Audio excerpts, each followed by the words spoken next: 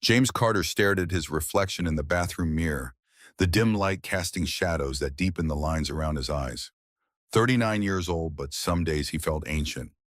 His fingers fumbled with the top button of his shirt, a pale blue cotton blend that had seen better days. The fabric, softened by countless washes, bore the faint ghost of an iron's path, his best attempt at respectability. The apartment beyond the bathroom door was quiet, except for the low hum of the refrigerator, a sound that had become the heartbeat of his small home.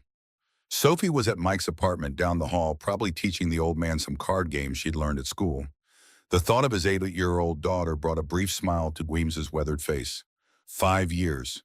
5 years since Sarah had slipped away, taking with her the warmth that had once filled every corner of their life. 5 years of solo parent-teacher conferences, of YouTube tutorials on how to braid hair, of working extra shifts to cover medical bills that still arrived with cruel regularity. And now here he was, preparing for a blind date with sweat-damp palms and a racing heart. James moved to his bedroom, sliding open the top drawer of his dresser. Beneath a stack of neatly folded undershirts lay a white envelope creased at the corners from being handled. He withdrew it, carefully counting out $50 emergency money set aside from his last paycheck. The cash felt like a confession in his hand, an admission that tonight mattered enough to dip into safety. His cell phone buzzed against the nightstand. A text message. "Looking forward to meeting you tonight. 7 p.m. still works." James's thumb hovered over the screen, his reflection distorted in the glass. The woman's profile had seemed genuine, divorced, early 40s, a school administrator. Her messages had been kind, with none of the sharp edges he'd come to expect from the world. Simple questions about his day, interest in his answers, small mercies that had become foreign territory. "Yes, see you then."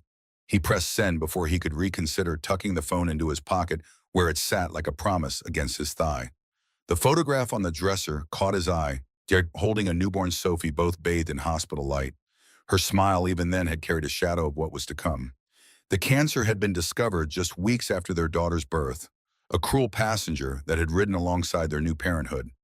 3 years of treatment of hope stretched thin before it claimed her. James gently turned the photograph face down. Not out of disrespect, but necessity. Tonight needed to belong to the possibility of what might come next, not the certainty of what had been lost. "It's just dinner," he whispered to the empty room, the words sounding hollow even to his own ears. Just a meal and conversation. But they both knew it was more. It was the first step onto a bridge he wasn't sure would hold his weight. On the wall calendar in the kitchen, Sophie had circled today's date with a red marker. "Dad's friend night," she'd written in her determined handwriting. At breakfast, she'd adjusted his collar and patted his cheek with solemn authority. "You need a friend, Daddy," she'd declared, as if diagnosing a condition. A grown-up one. Children had a way of naming the wounds adults work so hard to hide. A knock at the front door pulled James from his thoughts. Mike stood in the hallway, his tall frame slightly stooped with age. At 68, the retired mechanic still carried the physical memory of decades working beneath cars' calloused hands and permanent grease stains embedded in the creases of his skin. "Looking sharp, Jimmy." Mike nodded approvingly, the nickname a remnant from when James had first moved into the building with a pregnant Sarah. "Sophie's teaching me some card game that seems designed to make me lose all my pennies. She's a shark." James smiled, grateful for the man who had become a surrogate grandfather to his daughter. "Thank you for watching her tonight. I won't be late." "Take your time." Mike waved away the concern. "Been a long while since you've done anything for yourself. About damn time if you ask me." James checked his watch, 6:15. The restaurant wasn't far, but he preferred to be early. Waiting was better than making someone else wait. Control what you can, his father's advice, one of the few useful things the man had left behind. "You've got this," Mike said, clapping a hand on James's shoulder. "Remember, you're not just some guy. You're the man who rewired my entire apartment when the building manager wouldn't. You're the one who fixed Mrs. Abernathy's heating last winter. You matter to folks around here." The words settled somewhere beneath James's ribs, a small warmth against the anxiety that had taken residence there. Mike gestured to the door. "Go on now. That lady doesn't know it yet, but she's lucky to be meeting you." The restaurant wasn't five-star. It wasn't the kind of place that made magazine covers, but with its polished wooden booths and navy linens, it felt worlds away from James's apartment. Located in a middle-class neighborhood of Boston, it struck the right balance, nice enough to be special, affordable enough to be possible on $50. The hostess, a young woman with a practiced smile, led James to a table by the window. From here, he could see the street headlights cutting through the early evening darkness, people moving with purpose from one destination to another. Life continuing its forward momentum as it always did. James placed his wallet carefully in his pocket, rehearsing silently how he would pace himself through the meal. He could stretch $50 if he avoided alcohol and dessert, if he chose carefully from the middle of the menu. He'd always been good at making things stretch: electricity bills, groceries, hope. Each time the door opened, James's head lifted slightly, a small surge of anticipation followed by the gentle collapse of continued waiting. 6:45 slipped into 7:00, which begrudgingly gave way to 7:15. The server passed by twice, offering water, and a patient smile that was beginning to carry traces of pity. Just a few more minutes, James assured her, though the conviction in his voice had started to waver. His phone remained silent, the screen dark. He tapped out a message. "I'm here at the table by the window. Blue shirt." The restaurant continued its evening symphony around him. Conversations rising and falling, silverware against porcelain, the low hum of background music selected to enhance rather than distract. A couple at a nearby table leaned toward each other, their hands intertwined on the tablecloth. An older man dined alone, but with the contentment of someone at peace with his solitude, a skill James had never mastered. 7:30 arrived with the weight of certainty. James scrolled through his phone, reading again the last message from earlier that afternoon. "Looking forward to meeting you tonight." The words now seemed to mock him, bright and false against the screen. When his phone finally vibrated, the surge of relief was so powerful that his hand trembled slightly as he read the new message. The words blurred for a moment before coming into sharp, painful focus. "Wow, you actually went. I was just messing with you. Sorry, but you're not really my type. Not worth the Uber." A second message followed, almost immediately. "You seem nice, but seriously, you thought I was actually coming." James stared at the screen. His breath caught somewhere in his chest. Around him, the restaurant carried on, unaware that a small devastation had just occurred at table 17. He set his phone face down as though hiding the words might undo their existence. Heat crept up his neck, the specific kind of heat that comes not from anger, but from humiliation. He reached for the water glass, swallowing slowly, anything to maintain composure in a public place where breakdown wasn't now an option. The server approached again, her expression carefully neutral. "Would you like to order something, sir?" "No, thank you," James managed, his voice steadier than he felt. "I'm still waiting." But he wasn't. They both knew it now. He shifted in his seat, opening his wallet beneath the table. Inside was a single folded $5 bill set aside for a tip. $50 had already felt like too much of a sacrifice, but at least it had carried the hope of sharing a meal, of not eating alone. Now even that small comfort was gone. 3 tables away, Elizabeth Morgan observed the scene with quiet attention. At 43, the CEO of Morgan Organics had developed an eye for detail. It was how she'd built her company from a small health food line into a respected organic brand. Tonight, however, her attention wasn't on market trends or quarterly reports. It was fixed on the man in the faded blue shirt, his posture a study in dignified disappointment. Elizabeth had chosen this restaurant precisely for its anonymity. After a day of board meetings and performance reviews, she often retreated here, a place where she wasn't the queen of green, as business magazines had labeled her, just another patron having a quiet dinner alone. She watched as the man checked his phone again, his shoulders sinking almost imperceptibly. There was something in his bearing that tugged at her memory, a familiar kind of solitude she recognized all too well. 5 years ago, Elizabeth had sat at a different restaurant table across from her husband of 12 years, as he explained with clinical precision why their marriage had run its course, how his new future didn't have room for her, how he'd already moved his things to his girlfriend's apartment while Elizabeth had been at a conference. The girlfriend, as it turned out, had been her own marketing director. She'd sat through that dinner with perfect composure, not giving him the satisfaction of witnessing her collapse. Only later, in the privacy of her car, had she allowed herself to break. Now, watching this stranger maintain his dignity while clearly being stood up, or worse, deliberately humiliated, stirred something in her that she thought she'd efficiently packed away with other unnecessary emotions. The server passed by her table. Elizabeth raised a finger, signaling her over. Their exchange was brief and quiet, her platinum card exchanging hands with practiced discretion. James didn't notice at first when a steaming plate was set before him. The pasta was artfully arranged, the scent of herbs and garlic rising in a gentle cloud. Beside it, a glass of sparkling lemonade caught the light from the candle at the center of the table. He blinked, confusion displacing the hollow feeling that had taken residence in his chest. "I didn't order this," he said, his voice low, almost apologetic. The server smiled, her previous pity replaced by something warmer. "It's been taken care of, sir. Someone requested it for you, and the bill is already settled." James froze, the napkin slipping from his lap to the floor. His first instinct wasn't gratitude, but suspicion. Was this another layer to the cruel joke? Were people watching, waiting for him to accept charity before delivering another blow? He looked around, searching the faces at nearby tables for smirks or smartphones raised to capture his humiliation. "It's not charity," a voice said from just behind him, low and even. "It's a reminder that you deserve to eat, even if the world tries to tell you otherwise." James turned to find a woman standing beside his table.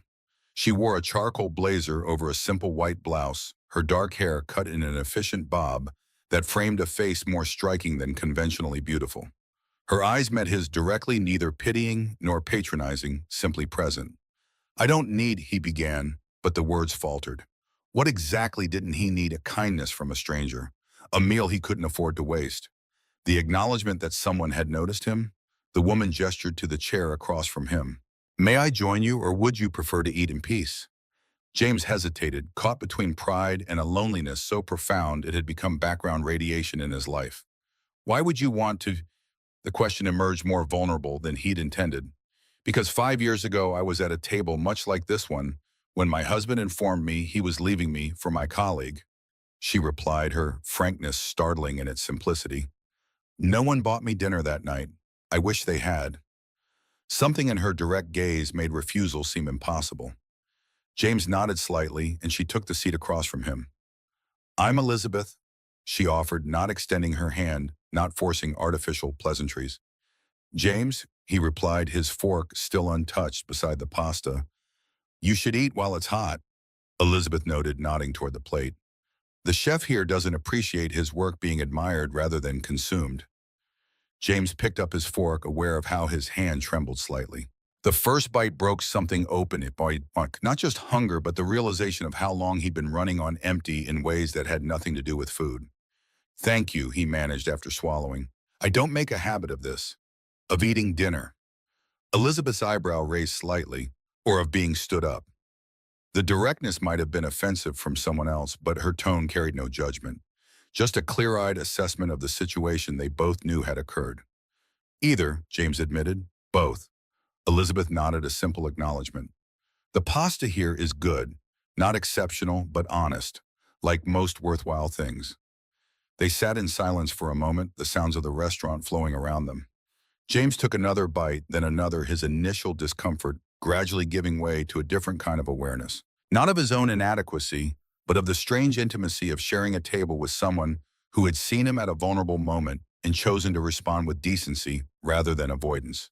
"Do you come here often?" he asked, finally aware of how the question sounded like a bad pickup line the moment it left his mouth. A small smile touched the corner of Elizabeth's mouth. "Often enough that they know not to ask me about the specials or suggest the wine pairings." "You." "First time," James admitted. "I wanted somewhere, nice, but not impossible." Elizabeth studied him for a moment. "There's nothing wrong with understanding boundaries, financial or otherwise. Only a fool pretends they don't exist." Her words carried a weight that suggested she wasn't merely talking about restaurant choices. James felt something ease in his chest, the constant pressure of maintaining appearances suddenly less urgent. "I have a daughter," he said, not entirely sure why he was volunteering the information. "Sophie, she's 8, and was probably excited that her dad was going on a date." Elizabeth observed her perception uncomfortably accurate. James nodded. "She circled it on our calendar. Dad's friend night." "Kids have a way of labeling things we adults spend years in therapy trying to articulate," Elizabeth commented. There was something in her expression, a brief shadow that crossed her features, but it was gone before James could identify it. Do you have children? He asked, then immediately regretted the question when her posture stiffened almost imperceptibly. No, Elizabeth replied.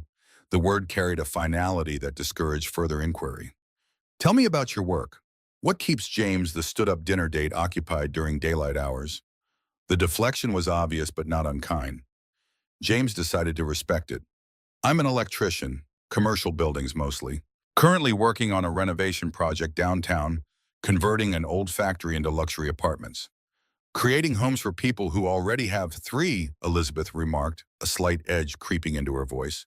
She caught herself and offered a small apologetic shrug. Sorry, wealth disparity is a particular irritant of mine. Says the woman who just paid for a stranger's dinner without checking the price. James observed, surprising himself with the boldness. Elizabeth's laugh was unexpected, a genuine sound that seemed to startle her as much as him. Fair point, though there's a difference between an act of kindness and hoarding enough property to fill a monopoly board. James felt a smile tug at his lips, the first genuine one of the evening. So what do you do, professional dinner buyer Robin Hood's economic advisor? I run a company, Elizabeth answered, her tone matter-of-fact rather than boastful. Morgan Organics. We make food products, started with baby food, expanded into family meals and snacks. James paused his fork halfway to his mouth. The name was familiar. Sophie had brought home a permission slip for a field trip to their manufacturing facility last year.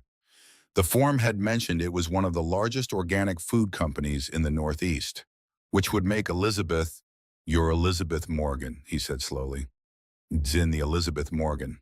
She waved a hand dismissively. Titles and letterheads. At the end of the day, I'm just someone trying to make food that won't poison people's children. The bar should be higher, but apparently that's enough to get you on business magazine covers these days.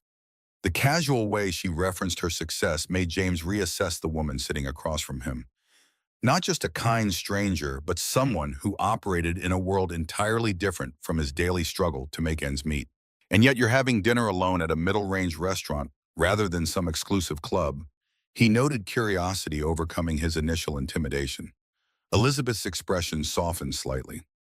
Those exclusive clubs are full of people who want something from me: contracts, jobs, investments, introductions. Here I can just be someone eating pasta. She gestured to his plate. Speaking of which, you're making progress. Good. James realized he'd nearly finished the meal, hunger and good food temporarily overshadowing his awareness of the unusual situation. It is good. Thank you again. The words felt inadequate for the kindness she'd shown, not just the meal, but the conversation that had pulled him back from the edge of humiliation.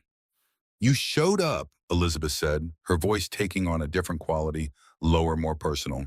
You got dressed, you came here, you waited, not because you were desperate, but because you believed. She tilted her head, slightly studying him with an intensity that made him want to look away. That matters more than you think. The sentence landed with surprising force. James felt his throat tighten, the weight of her words brushing against something he had buried for years. He looked down quickly, focusing on the last bites of pasta. My colleagues would laugh themselves sick if they heard you say that, he managed after a moment. In construction, showing up is the bare minimum. You don't get points for doing what's expected. And yet, how many people fail at even that? Elizabeth countered. How many promises are broken daily by people who had every intention of following through? Reliability isn't flashy, but it's rarer than it should be. James considered her words, recognizing an unexpected truth in them. In his world of practical skills and physical labor, showing up wasn't celebrated, it was the baseline requirement. But in his personal life, the simple act of continuing to function after Sarah's death had often felt like climbing Everest without oxygen. Long day, Elizabeth asked softly, her gaze taking in his tired shoulders and the faint shadows under his eyes. Most of them are, James admitted, his voice rough but honest. I know the feeling, Elizabeth replied, and something in her tone suggested she truly did. The conversation shifted, then moving away from personal revelations towards safer territory. They spoke about the restaurant's background music, debating whether the instrumental covers of pop songs were clever or sacrilegious. They discussed the unseasonable Boston weather that couldn't seem to decide between winter's last gasp and spring's first breath. Elizabeth shared what she knew about the pasta recipe apparently passed down through the owner's family from a grandmother in northern Italy. It wasn't flirtation. It wasn't an interrogation. It was simply two people sharing space at the same table, finding momentary refuge in conversation that demanded nothing beyond the present moment. And for James, it was enough, more than enough. As he finished the last bite, James set down his fork slowly, as if afraid the spell might break with the meal's conclusion. I should get back to my daughter. The neighbor watching her has work early tomorrow. Elizabeth nodded, reaching into her blazer pocket. She pulled out a small white card and slid it across the table. I come here on Thursdays, sometimes for the coffee, rarely for the company. Her tone remained casual, free from expectation. But if you ever feel like being seen again, you know where to find me. James stared at the business card, the embossed lettering catching the candlelight. Elizabeth Morgan, CEO. The title beneath her name felt like a revelation, a confirmation of just how far outside his normal orbit this evening had taken him. I'm not looking for, he started, not entirely sure how to finish the sentence. Neither am I, Elizabeth cut in gently. But good conversation is rare enough to merit a second occurrence, don't you think? Before he could respond, she rose from the table with fluid grace, leaving behind a coffee cup he hadn't noticed her order. Not a goodbye, not a promise, but something in between. She moved toward the door, exchanging a brief word with the hostess before disappearing into the Boston evening. James sat alone again, but the quality of his solitude had transformed. The business card lay before him, a small bridge between his world and one he rarely encountered. After a moment's hesitation, he tucked it carefully into his wallet beside the $5 bill. The server approached with a gentle smile. Can I get you anything else, sir? No, thank you, James replied, surprised to find his voice steady and clear. Everything was perfect. Outside, the night air carried the brisk promise of spring beneath winter's lingering chill. James pulled his jacket tighter, his mind replaying the unexpected turn the evening had taken.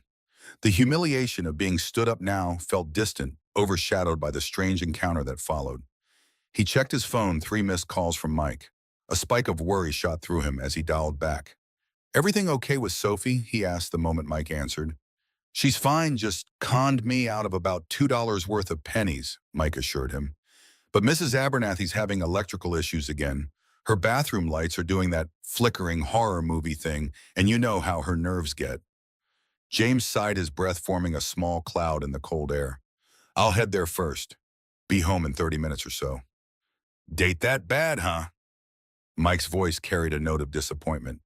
Actually, no, James replied, surprising himself with the answer. It was unexpected. I'll explain later. He ended the call and turned toward the subway station, his steps lighter than they had been in hours. The $50 he'd withdrawn for the date remained unspent in his pocket, a small fortune preserved by a stranger's kindness. Tomorrow would bring its usual challenges, bills work, the constant juggling act of single parenthood. But tonight had offered something he had almost forgotten existed, the possibility that the world still contained unexpected mercies. 4 days later, James stood in the narrow staff break room at the construction site, nursing a cup of coffee that tasted like it had been brewed in a mechanic's rag. Around him, his colleagues engaged in the usual mid-morning banter, complaints about traffic debates, about sports teams, good-natured ribbing about weekend plans. James let the conversation flow around him, his thoughts drifting to the business card still tucked in his wallet. He'd taken it out each evening after Sophie went to bed, studying the embossed lettering as if it might reveal some hidden message. Several times he'd nearly texted the number printed beneath Elizabeth's name, but each attempt ended with him deleting the half-formed message. What would he even say? Thanks again for the pity pasta. Enjoyed meeting the CEO, who moonlights as a guardian angel for pathetic single dads. Kevin Barnes, the site foreman, pushed through the break room door, his perpetual scowl deepening the lines on his weathered face. At 55, Kevin ran the construction project with military precision, his decades in the business, leaving little room for excuses or complications. Carter, he barked, scanning the room until his eyes landed on James. Need you on the 14th floor. The electricians from Dawson's crew hit something in the west wall. Whole section's dead. James downed the last of his coffee, the bitter liquid burning a path down his throat. On it. And Carter, Kevin added, his voice dropping, I need reliability on this one. The developers are touring the building tomorrow. No excuses, no early departures. Clear. The implied reference to James's occasional need to leave for Sophie-related emergencies hung in the air. Several of the other workers suddenly found the ceiling fascinating. Crystal, James replied, keeping his voice neutral despite the heat rising in his neck. Kevin had made it clear on multiple occasions that James's parenting responsibilities were, in the foreman's words, not the company's problem. The fact that James was one of the most skilled electricians on the crew bought him some latitude, but Kevin's patience had been wearing thin lately. The 14th floor was a maze of exposed wiring and half-finished walls. James found the problem area quickly. Someone had drilled through a conduit, severing a main power line to the West Wing apartments. The fix would be straightforward but time-consuming, requiring precision to splice the damaged wires without compromising the building's electrical integrity. As James worked his hands moving with practiced efficiency, his phone vibrated in his pocket. He ignored it at first, focusing on the delicate connection he was forming. Only after securing the splice did he check the message. It was from Sophie's school. His daughter had fallen during recess, possibly sprained her wrist. The nurse was requesting he come pick her up and take her for medical evaluation. James closed his eyes briefly, the timing almost comically cruel. Kevin's warning echoed in his ears. No excuses, no early departures, alongside the image of Sophie in pain, waiting for a father who had to choose between being there for her and keeping the job that put food on their table. He tried calling Mike, but the call went straight to voicemail. His elderly neighbor had mentioned a doctor's appointment today. James had forgotten. He scrolled through his phone, running through a mental list of potential backup options, each coming up empty. Without extended family in the area, his support network was painfully limited. James stared at the newly repaired electrical connection, then at his phone, the two responsibilities pulling him in opposite directions.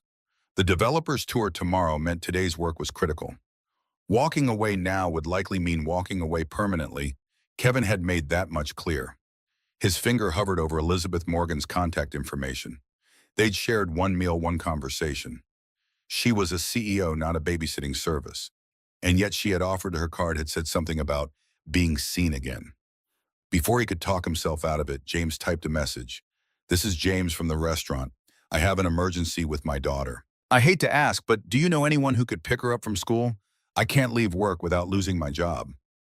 He hit send, then immediately regretted it. The message sounded desperate, presumptuous. Elizabeth would probably block his number, and rightfully so. To his shock, a response came almost immediately, address of the school. James sent the information adding, "Her name is Sophie Carter. She's in the nurse's office. I'll understand completely if this is too much to ask." 3 minutes passed, each second stretching like taffy. Then, "In a meeting now, we'll have my assistant handle it. What does Sophie look like? We'll text when I have her." James's hands trembled slightly as he typed a description of his daughter, dark hair, usually in a ponytail, blue eyes, probably wearing her favorite purple sweater with stars on it. He added a quick photo from his phone gallery, Sophie grinning with a missing front tooth. "Thank you. I don't know how to repay this," he wrote. The response was swift and decisive. "Not keeping score. Focus on your work. We'll update soon."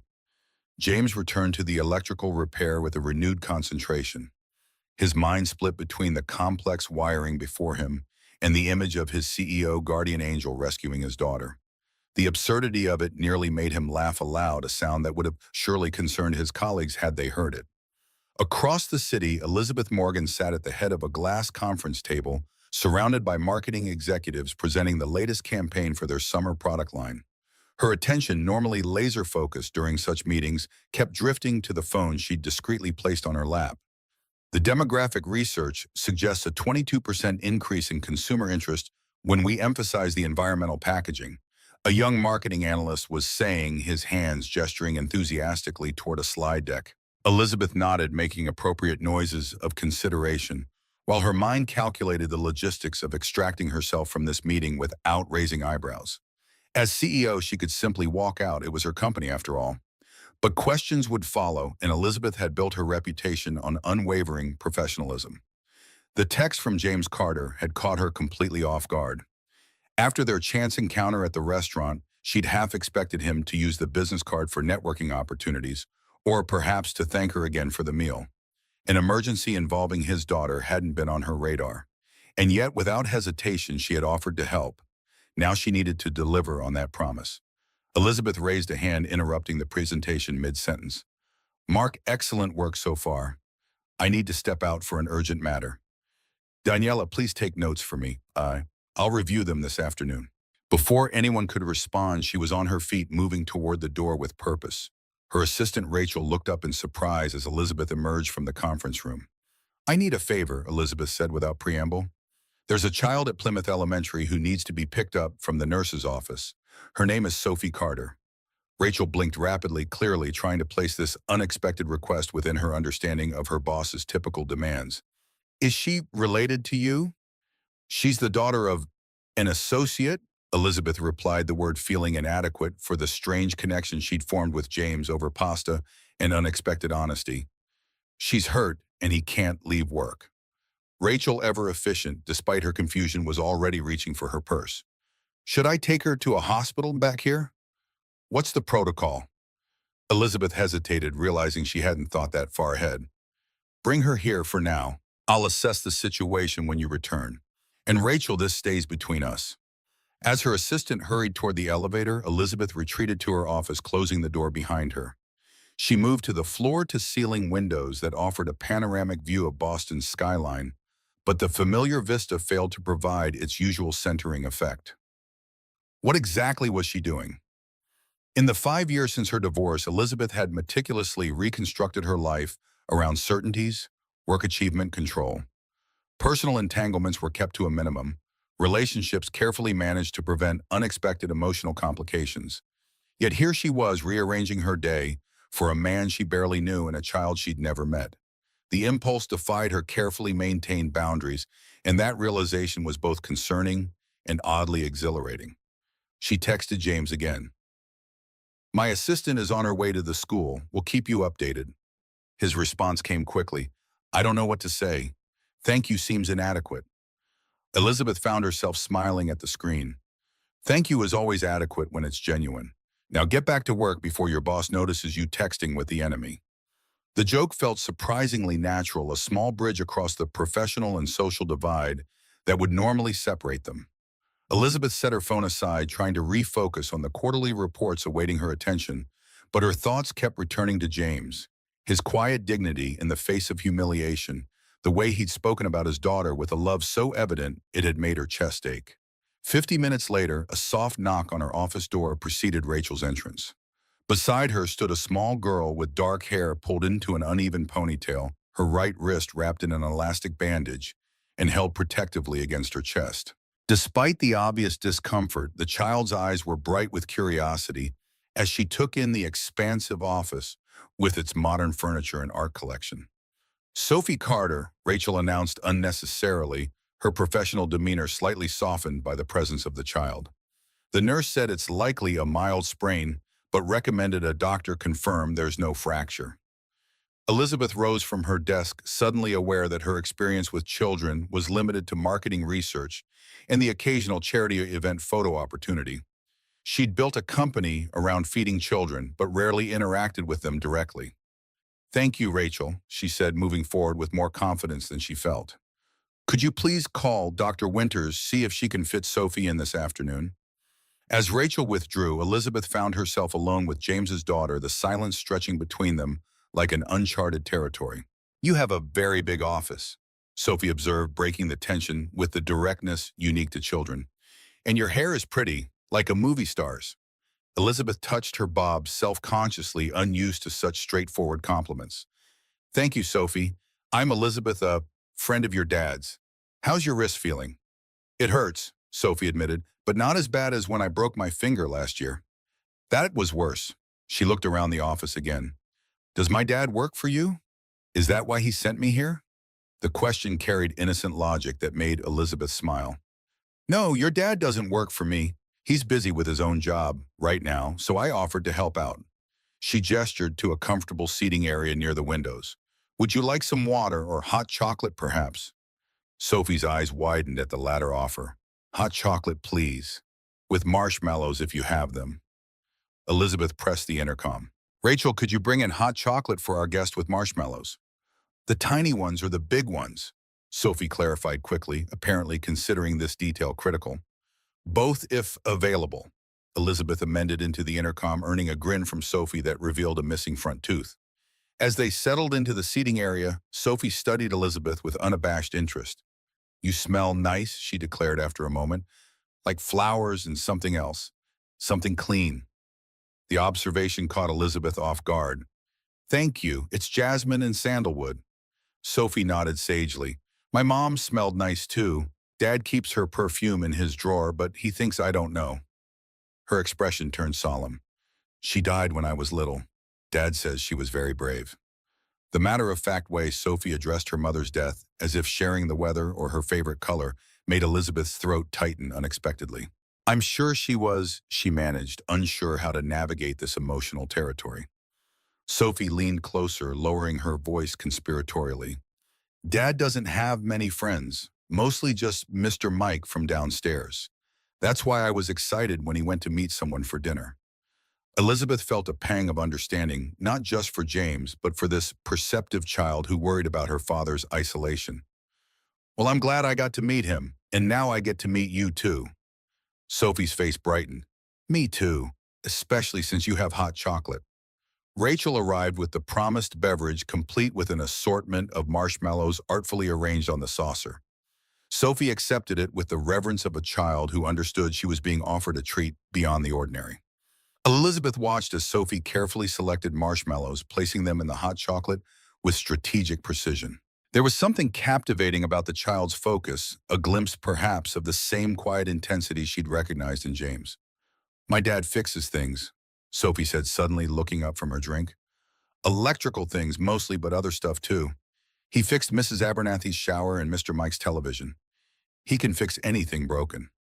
"That's a wonderful skill to have," Elizabeth replied, struck by the pride in Sophie's voice. "Not everyone can look at something broken and know how to make it whole again." "What do you fix?" Sophie asked, her head tilted in curiosity. The question, simple on its surface, caught Elizabeth by surprise. "I make food, healthy food for families." Sophie considered this. "So you fix hungry people?" Elizabeth laughed, genuinely delighted by the child's perspective. "I suppose I do in a way. Dad says being hungry is the worst feeling, not just in your tummy, but in other places too." Sophie took a careful sip of her hot chocolate, leaving a small mustache above her upper lip. "I don't really understand that part." Something shifted in Elizabeth's chest, a recognition of wisdom from this small person that cut through the professional armor she'd spent years perfecting. Before she could respond, her phone chimed with a text from James. "Everything okay? Sorry I couldn't respond earlier. Power issue resolved." Elizabeth typed back quickly. "Sophie is fine. Having hot chocolate in my office. Doctor appointment in 30 minutes to check wrist. Will drive her myself." She hesitated, then added, "She's quite remarkable. You've done well." The three dots indicating James's response appeared and disappeared several times before his message finally arrived. "Thank you. I'll find a way to make this up to you." Elizabeth looked at Sophie, who was now examining the art on the walls with curious eyes, marshmallow mustache still in place. "No need," she typed. "It's what friends do." The word friends stared back at her from the screen, a simple term that somehow felt both inadequate and frighteningly expansive for whatever connection had formed between them. Rachel interrupted Elizabeth's thoughts with news that Dr. Winters could see Sophie immediately. As they prepared to leave for the appointment, Sophie carefully placed her empty mug on the coffee table. "Thank you for the hot chocolate and for helping me," she said with unexpected formality. "Dad says we should always thank people who are kind to us."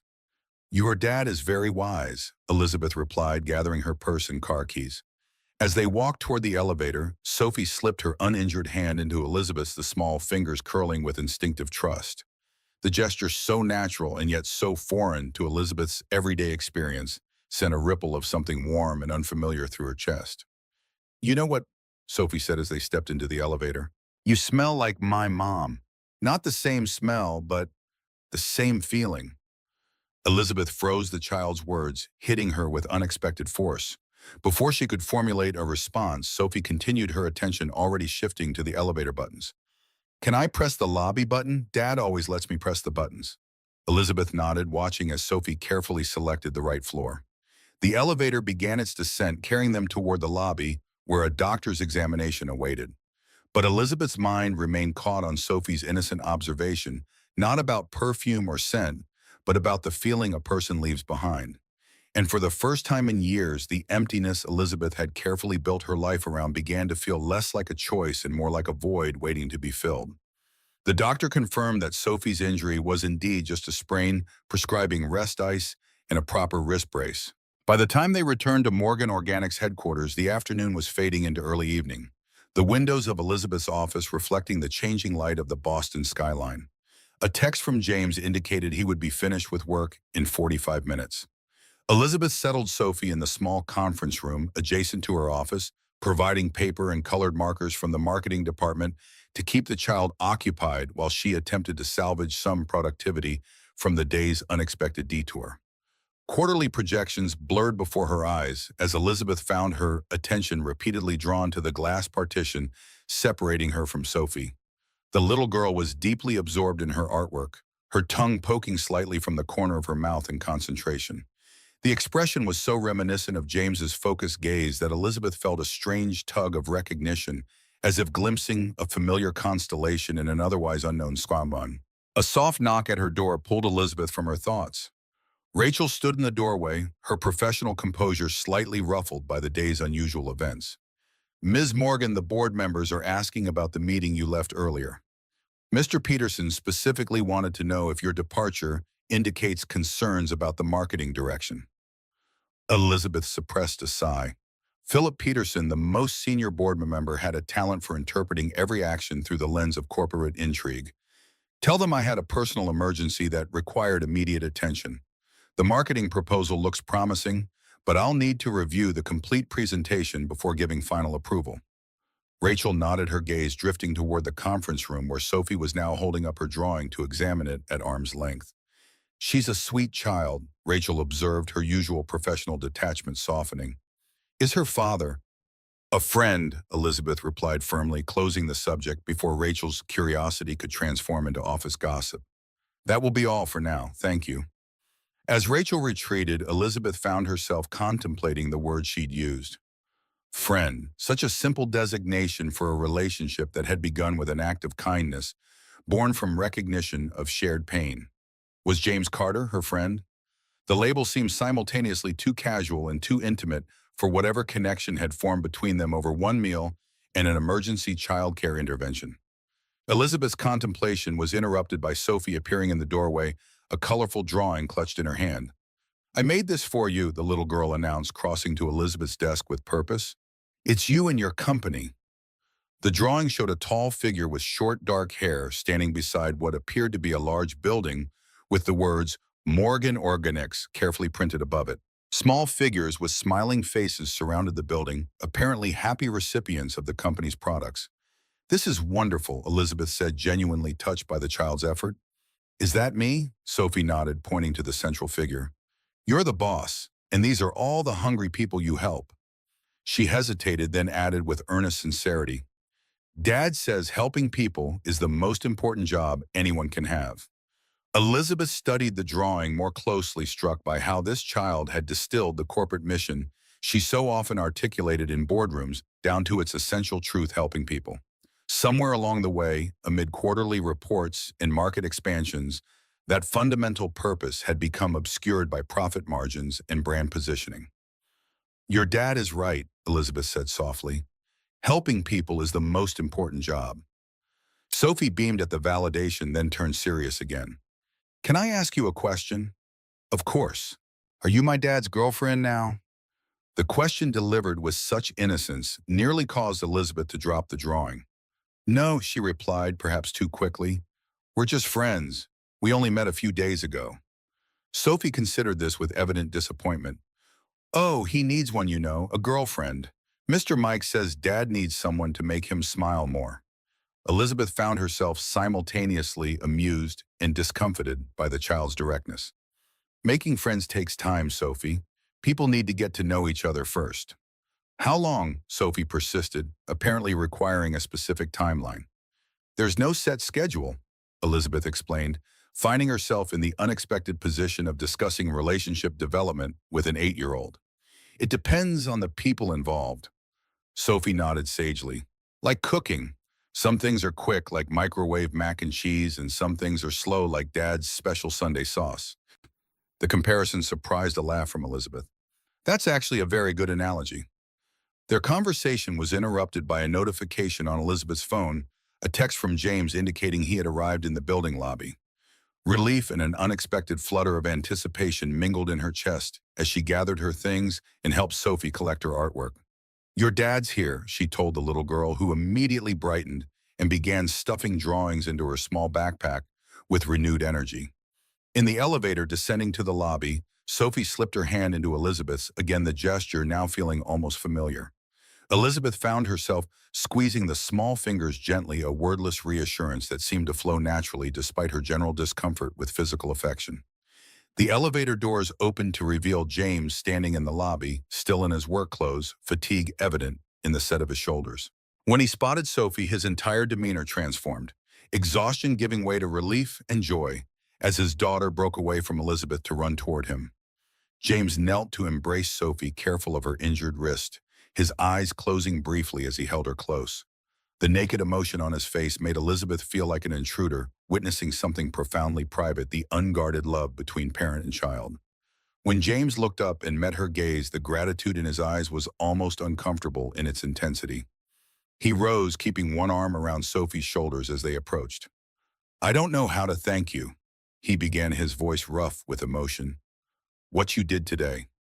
No thanks necessary." Elizabeth interrupted, suddenly self-conscious in a way that rarely afflicted her in professional settings. "Sophie was excellent company. We had hot chocolate and visited the doctor. Just a sprain, but she should take it easy for a few days." James nodded, absorbing the information while his eyes remained fixed on Elizabeth with an expression she couldn't quite decipher. "Still, what you did, most people wouldn't have bothered. Most people haven't shared pasta in unexpected honesty," Elizabeth replied, surprising herself with the candor. "Besides, Sophie is worth bothering about." The little girl beamed at the compliment, leaning against her father's side. "Elizabeth's company makes food to help hungry people," she informed James seriously, "and she let me have both kinds of marshmallows." A smile touched the corner of James's mouth. Clearly a woman of distinction. The moment stretched between them, filled with unspoken recognition of kindness given and received, of boundaries crossed and redrawn, of connection formed in unlikely circumstances. Around them, the corporate lobby continued its end-of-day rhythm. Employees streaming toward the exits.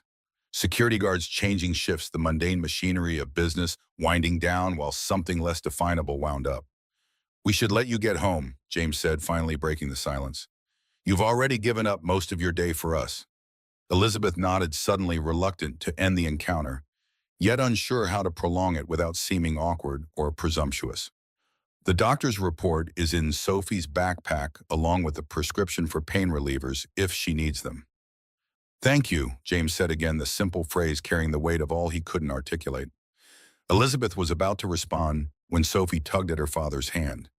"Dad, I invited Elizabeth to my science fair next week. It's on Thursday after school. I'm doing a project on electricity because you're an electrician." James's eyebrows rose in surprise. "You did?" Sophie nodded emphatically. "She said maybe, but I think she should come because her building has really cool elevators and she might like to see my school too." Elizabeth found herself caught between amusement at Sophie's transparent matchmaking and genuine interest in the invitation. "I would love to attend your science fair, Sophie, if that's okay with your father."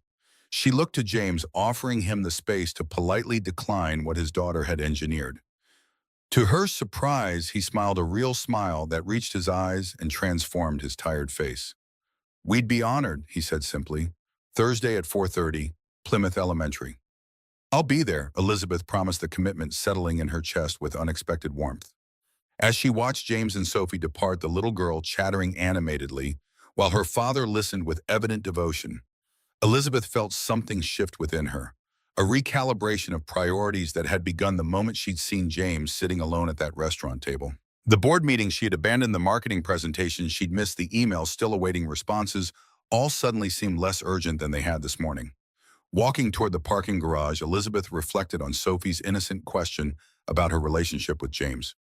The child's perspective was simplified, as children's often were. But there was wisdom in her recognition that her father needed connection not just for romance, but for the basic human necessity of being seen and valued. Perhaps Elizabeth acknowledged as she slid into her car that recognition resonated because she needed the same thing. Behind the title in the corner office, beyond the success and the accolades there, existed a solitude she had convinced herself was preferable to vulnerability. Until a chance encounter with a man in a faded blue shirt had reminded her that sometimes the bravest thing one could do was simply show up and believe that something better might be waiting. Thursday at Morgan Organics arrived with unusual anticipation. Elizabeth found herself checking the clock repeatedly as the afternoon crawled forward, each meeting stretching beyond its allocated time. By 4 o'clock, she had abandoned any pretense of focusing on the sustainability report before her thoughts fixed instead on a school gymnasium across town where science fair projects awaited judgment. "Rachel, I'll be out for the remainder of the day," Elizabeth announced, gathering her belongings with uncharacteristic haste.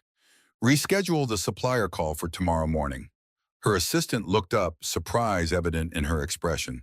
In 5 years, she had rarely seen her boss leave before 6, much less for a non-business engagement. "The board summary," Rachel began, gesturing toward a folder on her desk, "will still be there tomorrow." Elizabeth finished, already halfway to the elevator. "Some things can't wait." The drive to Plymouth Elementary took 20 minutes each passing block, increasing a peculiar nervousness Elizabeth hadn't felt since her first investor presentation years ago. She arrived to find the school parking lot filled with family sedans and minivans, her sleek luxury car conspicuously out of place among them. Inside, the gymnasium hummed with a controlled chaos of elementary education, hand-lettered signs pointing toward the science fair walls decorated with student artwork, the faint scent of industrial cleaner barely masking the essence of hundreds of children passing through daily. Elizabeth followed the flow of parents and siblings toward the main event, feeling oddly like an imposter among these families who belonged here. The gymnasium had been transformed into a showcase of juvenile scientific inquiry. Trifold presentation boards lined tables around the perimeter, each displaying varying levels of parental involvement, disguised as children's work. Students stood proudly beside their creations, some nervously reciting memorized explanations, others enthusiastically gesturing toward baking soda volcanoes and seed germination charts. Elizabeth scanned the room, searching for Sophie's dark ponytail among the crowd. She spotted them near the far corner, James kneeling beside his daughter, as she made a last-minute adjustment to her display. Even from a distance, the tenderness in his posture was evident, the way he focused entirely on Sophie, as if she were the only person in the crowded space. As Elizabeth approached, Sophie looked up, her face brightening with recognition. "You came," she exclaimed, bouncing slightly on her toes despite the wrist brace still encircling her arm. James stood, surprise and pleasure mingling in his expression. "We weren't sure if you'd make it," he admitted, his voice carrying a warmth that seemed reserved for moments outside his working hours. "I promised," Elizabeth replied simply. The words carried more weight than their brevity, suggested a reminder that reliability wasn't merely a business virtue. Sophie tugged at Elizabeth's sleeve, eager to showcase her project. "Look, I made a circuit board that lights up different colors," she explained, pointing to a display featuring a simple electrical circuit connecting a battery to various colored bulbs. "Dad helped with the soldering, but I did all the design and connections." Elizabeth knelt to examine the project, genuinely impressed by the sophistication of the 8-year-old's work. "This is remarkable, Sophie. You've created a parallel circuit with independent switches, haven't you?" Sophie beamed at the technical recognition. "Yes, each light has its own path so they can work separately. Dad says that's how real houses are wired, too."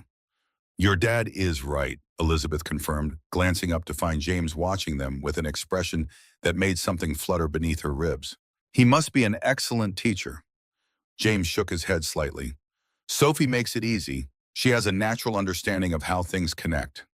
The double meaning in his words hung in the air between them, acknowledged but not addressed. Elizabeth turned back to the project, asking Sophie to demonstrate how the circuit functioned. The girl launched into an explanation that mixed technical terminology with childish enthusiasm, her hands gesturing animatedly as she flipped switches to illuminate different colored bulbs. As Sophie spoke, Elizabeth became aware of curious glances from nearby parents. Her tailored business attire stood out among the casual clothes of after-work family members, marking her as someone who didn't quite fit the environment. She caught fragments of whispered speculation. Was she a school board member? A corporate sponsor? The unfamiliarity of being the object of others' curiosity rather than their deference was both unsettling and oddly refreshing. A teacher approached, clipboard in hand, to evaluate Sophie's project. Elizabeth stepped back, moving to stand beside James as they watched Sophie enthusiastically explain her work to the science judge. "Thank you for coming," James said quietly, his eyes still on his daughter. "It means more to her than you might realize." Elizabeth nodded suddenly, finding words inadequate. The simple acknowledgement of her presence, the value placed on her showing up, stirred something long dormant. In her professional life, Elizabeth's attendance was expected, her input demanded. Here in this school gymnasium, her presence was simply appreciated, a gift rather than an obligation. The science fair continued around them, a symphony of children's voices in parental pride. As Sophie concluded her presentation, receiving enthusiastic praise from the teacher, James placed a gentle hand on Elizabeth's arm. "Would you like to join us for dinner afterward? Nothing fancy, just pizza at Sophie's favorite place down the street. A small thank you for everything you have done." The invitation carried no pressure, offered as genuinely as everything else about James seemed to be. Elizabeth found herself nodding before conscious deliberation could interfere. "I'd like that very much." The pizzeria occupied a corner storefront 3 blocks from the school, its windows steamed with the heat of ovens that had been producing the same recipe for 40 years. Inside, red checkered tablecloths covered worn wooden tables, and the walls displayed faded photographs of local Little League teams sponsored through the decades. It was exactly the kind of family establishment that Elizabeth typically bypassed in favor of carefully researched dining experiences. Sophie led them to her table near the back, clearly a regular visitor with established preferences. "We always sit here because you can see the pizza makers tossing dough," she explained, pointing toward the open kitchen where employees performed occasional theatrical tosses to the delight of younger patrons.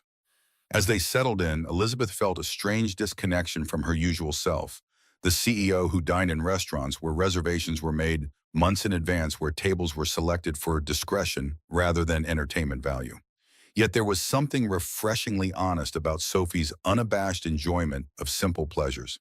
The owner, an elderly Italian man, with flour permanently embedded in the creases of his hands, approached their table with recognition lighting his face. "Ah, the Carters, my favorite Thursday customers." His gaze fell on Elizabeth, curiosity evident in his raised eyebrows. "And you've brought a guest special occasion." Before James could respond, Sophie interjected proudly, "Elizabeth came to my science fair. She's Dad's new friend. She runs a company that makes food but not pizza." The man's eyes twinkled with amusement and something more knowing. "Any friend of the Carters is welcome at Donato's. I'll bring you our best table wine." James's cheeks colored slightly. "Just the usual pizza for us, Donato, and whatever our guest would prefer." The normalcy of the exchange, the familiar rapport, the established routine highlighted just how rarely Elizabeth experienced such community connection in her own life. Her regular dining experiences involved servers who knew her preferences but not her story, who offered perfect service but never familiarity. As Donato departed, promising their usual pepperoni and mushroom would arrive shortly, Elizabeth found herself studying James in this environment, relaxed, known belonging in a way that transcended the transactional nature of customer and business. Sophie chattered about her classmates' science projects, occasionally interrupting herself to wave at other families she recognized. James listened attentively, his focus on his daughter unwavering despite the noisy restaurant. Their pizza arrived steaming and aromatic on a battered metal tray. Sophie immediately reached for a slice, then paused, looking at Elizabeth expectantly. "You have to take the first piece since you're our guest," she explained with the solemnity of one conveying an important cultural tradition. Elizabeth complied, oddly touched by the small ritual. The pizza itself was nothing extraordinary by culinary standards, no artisanal ingredients or innovative flavor combinations. Yet something about sharing it in this context made it more satisfying than many of the Michelin-starred meals that populated her expense reports. Conversation flowed with surprising ease, Sophie serving as both buffer and catalyst. She asked Elizabeth questions about her company, her office, whether she had tried making pizza-flavored healthy food. The last query prompted a genuine laugh from Elizabeth. "We actually did test a pizza-flavored quinoa bowl once," she admitted. "It was a spectacular failure. Sometimes pizza should just be pizza. James raised an eyebrow. A food executive who appreciates traditional cuisine, I thought your industry was all about convincing people that cauliflower can replace everything from rice to pizza crust. The teasing note in his voice invited rather than offended.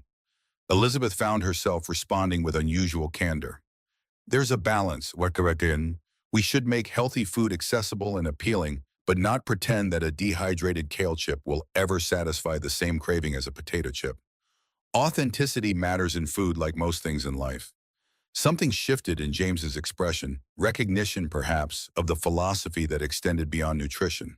Authenticity is harder than it looks, he observed quietly, especially when you're trying to meet expectations.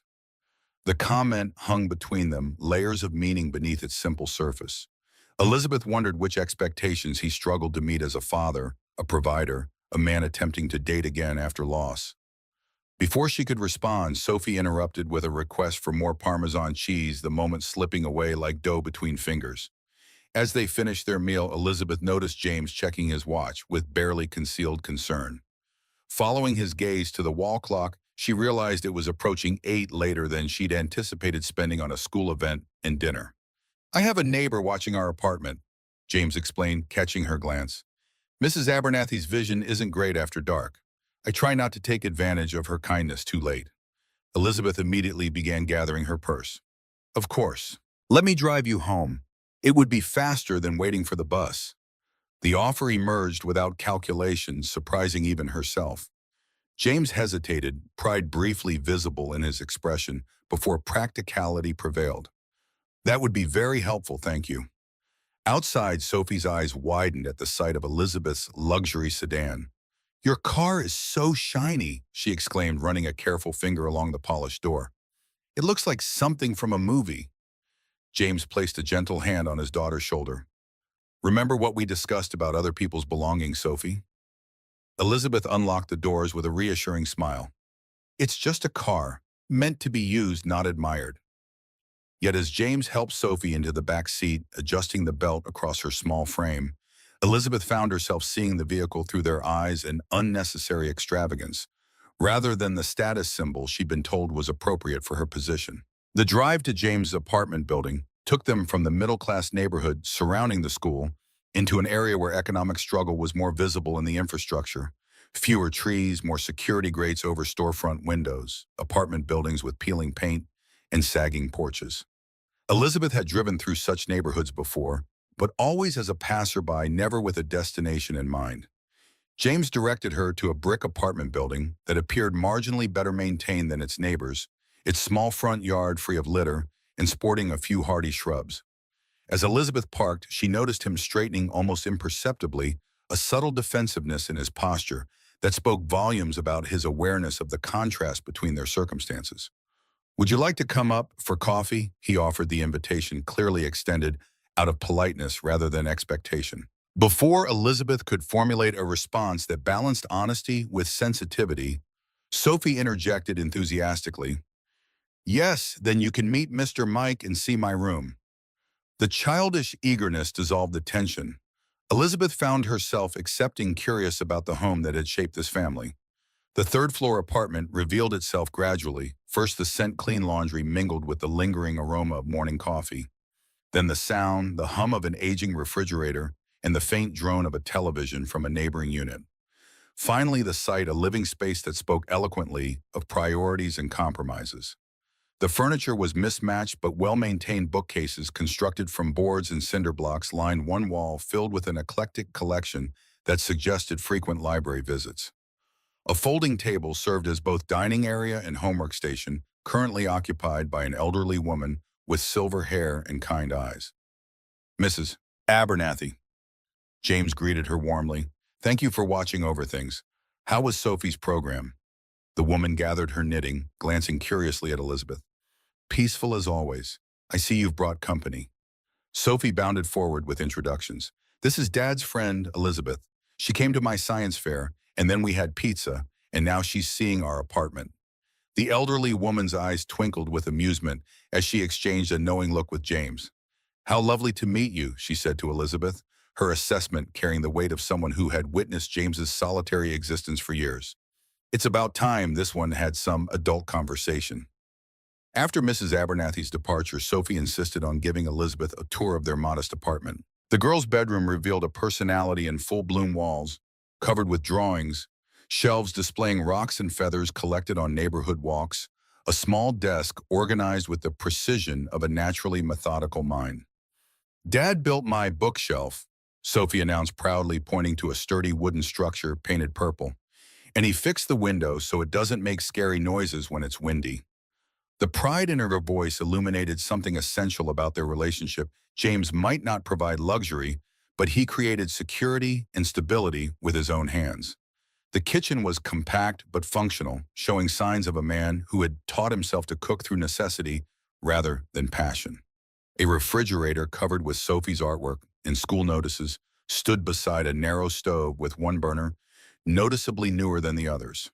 A calendar on the wall was filled with James's precise handwriting, work shifts, Sophie's school events, bill due dates circled in red. Elizabeth found herself studying this visual representation of their life, so different from her digital scheduling system with its color-coded priorities and automated reminders. The physical calendar spoke of a life where each day was confronted directly, where events were literal rather than virtual markers of time passing. James prepared coffee in a simple drip machine, apologizing for the lack of espresso options. "Nothing fancy, I'm afraid." "Fancy is overrated," Elizabeth responded, surprising herself with how genuinely she meant it. "Consistency matters more." They settled in the living room, Sophie reluctantly agreeing to prepare for bed after extracting a promise from Elizabeth to visit again. As the bathroom door closed behind the child, a different atmosphere descended on the apartment, more intimate, weighted with adult awareness. James cradled his coffee mug, his expression thoughtful. "You didn't have to do this, you know. Come to the science fair. Have pizza. See where we live." Most people in your position would have considered their obligation fulfilled after helping with Sophie's wrist. Elizabeth considered her response carefully, aware that platitudes would ring false between them. "Most people in my position have forgotten what matters." "I'm trying not to be most people." A silence stretched between them, comfortable rather than awkward. From the bathroom came the sound of Sophie singing to herself as she brushed her teeth, a childish melody providing a soundtrack to the moment. "How did you end up at Morgan Organics?" James asked finally. "Was food always your passion?" The question was refreshing in its straightforwardness, no angle, no networking subtext. Elizabeth found herself sharing the unvarnished version of her career path, one she rarely disclosed in industry interviews. "I was pregnant," she began, the words emerging more easily than expected. 26, newly married, reading every baby book I could find. The food options for infants were terrible preservatives, fillers, mysterious ingredient lists. I started making my own, then my friends wanted some. It grew from kitchen experiments to farmers' markets to our first manufacturing facility. She paused, the familiar ache rising as it always did at this juncture in her story. The pregnancy ended at 14 weeks. The marriage limped along for another 12 years. The company thrived. James's expression held no pity, only recognition of pain's permanent residency. "So the company became your child." The observation struck with precision, identifying what her therapist had circled for years. "Yes, probably not the healthiest coping mechanism, but more productive than some alternatives." James nodded, understanding, evident in his eyes. "After Sarah died, I renovated our entire apartment. Rewired everything, replaced plumbing, refinished floors. The landlord thought I was crazy doing improvements on a rental. But I needed to fix something when the most important thing couldn't be fixed." The parallel resonated between them, grief channeled into creation, loss transformed into purpose. Elizabeth had built a company. James had built a home. Different scales, same human impulse. Sophie emerged from the bathroom in pajamas, decorated with stars, her damp hair hanging around her face. "I'm ready for my story," she announced, climbing onto the couch between them, with the natural assumption that her presence was always welcome. James reached for a book on the side table, a well-worn copy of A Wrinkle in Time, but Sophie shook her head emphatically. "I want Elizabeth to read tonight," she declared with the magnificent certainty of childhood. James began to object, but Elizabeth accepted the book with a small smile. "I'd be honored if your dad doesn't mind." Something flickered in James's eyes, gratitude perhaps, or recognition of a boundary crossed. He settled back as Elizabeth opened to the marked page, beginning to read, in a voice that grew increasingly confident as the story progressed. Sophie leaned against Elizabeth's side, her small body radiating trust and warmth. The simple physical contact, child against adult, human against human, carried a poignancy that tightened Elizabeth's throat. How long had it been since anyone had touched her without agenda? Since comfort had been sought rather than advantage? By the chapter's end, Sophie's eyes were heavy with sleep. James lifted her gently, carrying her to her bedroom with practiced ease. Elizabeth remained on the couch, the book closed in her lap, listening to the murmured goodnights and rustling of blankets from the other room. When James returned, a new quietness had settled over the apartment. "She's asking if you'll come back tomorrow," he said, resuming his seat. "I told her that you have an important vow and can't visit every day." Well, Elizabeth nodded, feeling the weight of that truth. Her schedule tomorrow included a supplier negotiation, marketing review, and dinner with potential investors, none of which could be casually rescheduled for bedtime stories. "I've enjoyed tonight," she admitted, the simple statement containing layers of realization. "More than I've enjoyed anything in a long time." James studied her with that direct gaze that seemed to bypass pretense. "Because it's real. No one here wants anything from you except your presence." The observation crystallized something Elizabeth had been feeling since entering their home. In her usual environments, she was perpetually evaluated for what she could provide, funding, connections, opportunities. Here in this modest apartment, she was merely herself, not a title or a resource. "It's strange," she confessed. "I've built my life around achievement and acquisition, the right education, career, home, car, all the markers of success.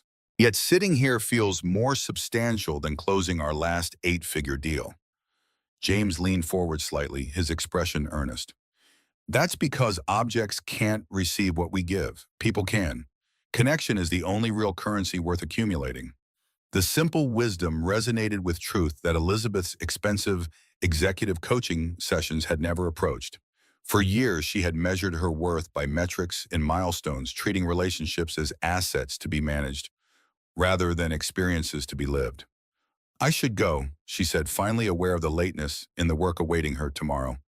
"Thank you for sharing your evening with me." James walked her to the door, the narrow hallway forcing a proximity that heightened her awareness of him as a physical presence.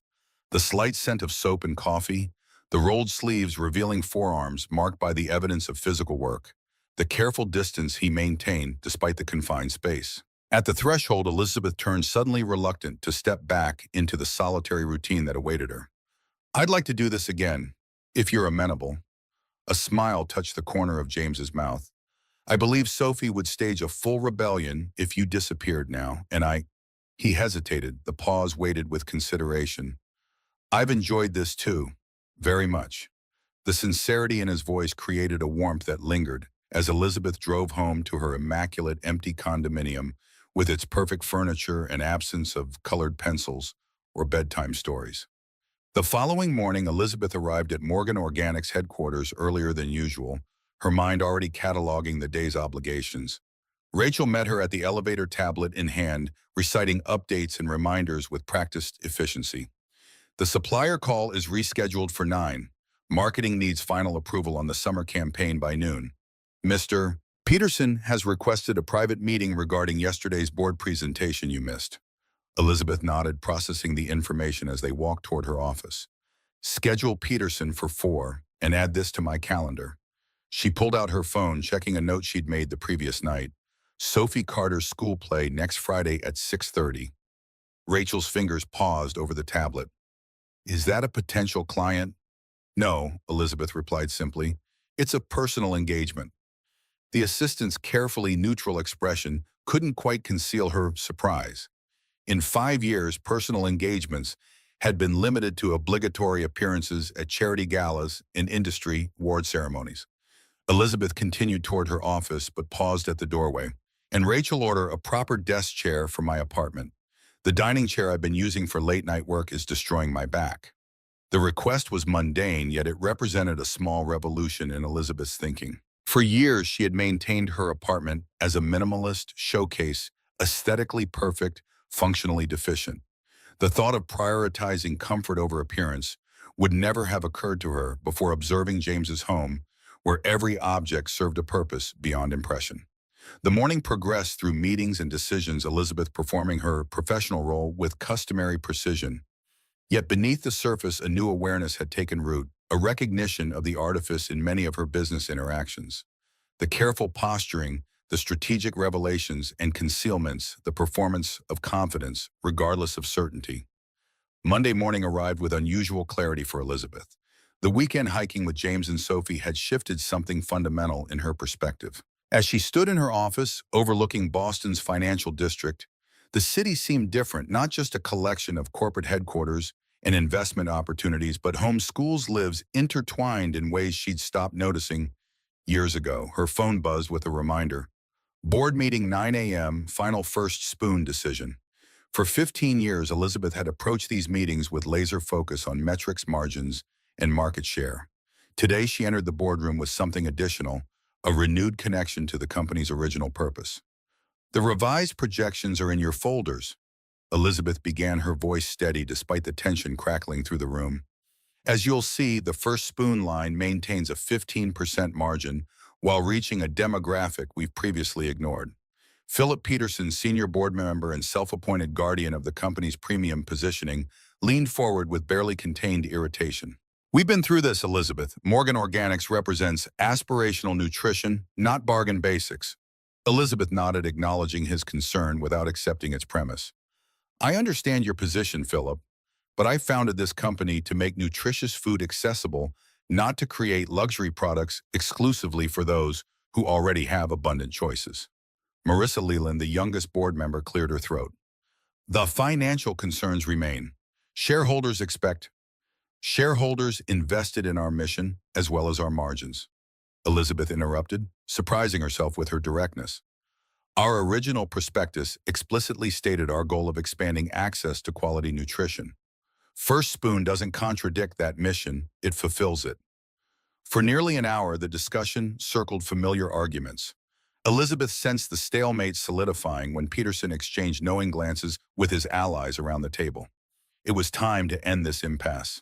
I appreciate everyone's input, Elizabeth said, rising to her full height. However, as founder and majority shareholder, I've determined that First Spoon represents a return to our core values. We will proceed with development and production for a September launch. The boardroom erupted into chaos. Peterson's face flushed deep crimson as he sputtered, "You're overriding the board's authority." "I'm exercising my prerogative as founder." Elizabeth clarified, her voice cool. "The company bylaws are clear. In cases of strategic direction, the founder's vision takes precedence when financial viability is not in question. These projections demonstrate this initiative will be profitable." She gathered her materials, sensing the shifting allegiances around the table. Some directors appeared outraged, others thoughtful, a few almost relieved. "For those uncomfortable with this direction, I understand your position. If you feel your vision for Morgan Organics no longer aligns with mine, I'll accept your resignations without prejudice." As the meeting adjourned in disarray, Peterson cornered her by the door. "You'll regret this power play, Elizabeth. The market won't reward idealism over profitability." Elizabeth met his gaze directly, no longer intimidated by his disapproval. "That's where you're wrong, Philip. The market rewards authenticity and addressing genuine needs. We've lost sight of that in pursuit of premium positioning, but First Spoon will remind us and our consumers why Morgan Organics matters." She walked past him, her step lighter than it had been in years. "This isn't about idealism. It's about remembering our purpose. Sometimes we need an outside perspective to recognize when we've drifted from our original course." 2 days later, Elizabeth sat at her desk reviewing the production timeline for First Spoon. 3 board members had resigned in protest while others had rallied behind the renewed mission, bringing unexpected energy to the planning process. The project was taking shape with remarkable speed, packaging designs, ingredient sourcing, distribution, strategies, all progressing as if the company had been waiting for this exact pivot. Rachel appeared in the doorway, her expression suggesting something unusual. "Ms. Morgan, there's a call for you on line 2, Seattle Children's Hospital, about a potential partnership opportunity." Elizabeth's brow furrowed slightly. "I don't recall any pending discussions with Seattle Children's. Did they specify what it's regarding? Something about a specialized medical technician training program, Rachel replied. They mentioned it might align with your corporate social responsibility initiatives. Intrigued, Elizabeth picked up the phone. The program director described an innovative training initiative for medical technicians specializing in pediatric equipment, the sophisticated machines monitoring and treating the most vulnerable patients. The year-long certification would provide full scholarships to qualified applicants with technical backgrounds, particularly those with electrical expertise.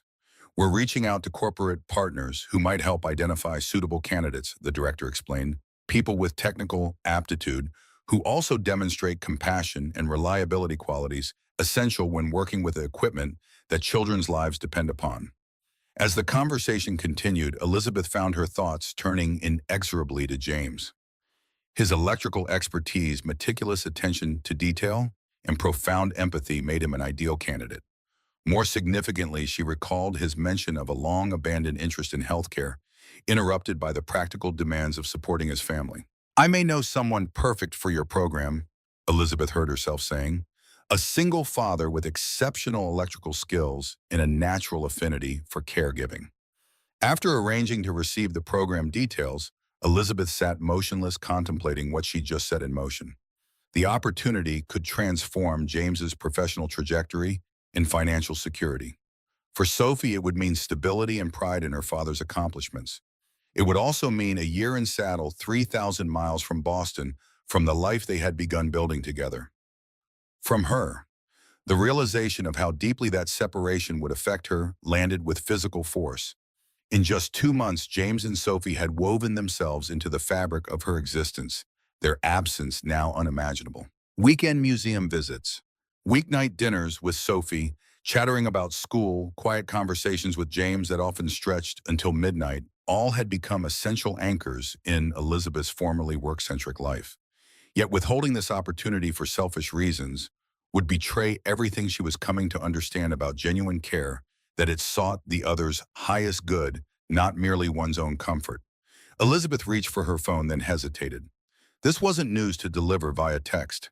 It deserved a proper conversation face-to-face where she could gauge James's reaction and support whatever decision he might make. Friday evening arrived with unseasonable warmth, Boston shaking off winter's grip with surprising determination. Elizabeth left work early to prepare for dinner, an unprecedented departure from her usual routine of working until the cleaning staff arrived. Her condominium, occupying the top floor of a renovated historic building, had always been more showcase than sanctuary. The interior designer had created a space worthy of architectural magazines, clean lines, neutral palette, carefully curated art. Elizabeth had accepted the aesthetic without question, assuming sophisticated minimalism was appropriate for her position. Now preparing for James and Sophie's first visit, the apartment's sterile perfection struck her as unwelcoming. She had purchased fresh flowers for the dining table, colorful throw pillows for the sofa, even child-appropriate snacks that would have never previously entered her pristine kitchen. These small concessions to comfort over appearance represented a fundamental shift in priorities. James's home, modest in size and furnishings, nonetheless radiated the unmistakable warmth of a place where people truly lived, where functionality trumped fashion, where memories were created rather than curated. The doorbell rang precisely at 6:30. Elizabeth opened the door to find Sophie bouncing with barely contained excitement, a small bouquet of daisies clutched in her hand. James stood behind her, his expression a mixture of amusement at his daughter's enthusiasm and something more complex as he took in Elizabeth's casual attire, jeans and a simple blouse that contrasted sharply with her usual corporate wardrobe. "We brought flowers," Sophie announced, thrusting the slightly crushed daisies toward Elizabeth. "And cookies, Dad made them, but I helped with some of the chocolate chips." Elizabeth accepted both offerings with genuine delight. "These are perfect. Thank you, Sophie. And you too, James. Come in. I want to show you around." Sophie's reaction to the apartment proved both gratifying and revealing. Her unadulterated wonder at the floor-to-ceiling windows and panoramic city view reminded Elizabeth of the privilege she often took for granted. James moved through the space with careful attention, his tradesman's eye noting details of construction and design. "This building must have quite the electrical system," he observed, examining an integrated lighting panel. "Original structure, but completely modernized infrastructure." Elizabeth nodded, oddly pleased by his technical appreciation. The renovation took 3 years. They preserved the historical facade while essentially rebuilding everything inside. Sophie had discovered the small balcony off the living room and pressed her face against the glass doors. "Can we go out there, please? I want to see if we can spot our apartment from here." After dinner, a simple but carefully prepared meal that Sophie deemed fancy but still good, they moved to the living room with dessert. James's homemade cookies proved surprisingly sophisticated, the dark chocolate complemented by orange zest. "These are incredible," Elizabeth admitted, taking a second cookie. "Where did you learn to bake like this?" James smiled, the expression softening the perpetual worry lines around his eyes. "YouTube University advanced degree in things Sophie might eat." The early years of single parenting involved a lot of trial and error. Sophie curled contentedly in an armchair with a book she'd discovered on Elizabeth's shelf, looked up at the mention of her name. "Dad's cookies are famous. He brings them to school events, and all the other kids get jealous." The domestic normalcy of the moment, sharing cookies and conversation in her usually solitary living room, struck Elizabeth with unexpected poignancy. This was what homes were meant for, not merely existing as pristine showcases of success. As the evening progressed, Sophie eventually dozed off on the sofa, the excitement of the day catching up with her. James carefully removed her shoes and covered her with a throw blanket, his movements practiced and gentle. "She'll be out for at least an hour," he said quietly, joining Elizabeth by the windows. "The city at night still puts her to sleep, just like when she was a baby. I used to walk her around the neighborhood when she couldn't settle, and the lights would always calm her." Elizabeth gazed out at Boston's illuminated skyline, a tapestry of lights stretching toward the harbor. "It is beautiful, though I rarely take the time to notice anymore." A comfortable silence settled between them, the kind that had become increasingly familiar as their friendship deepened.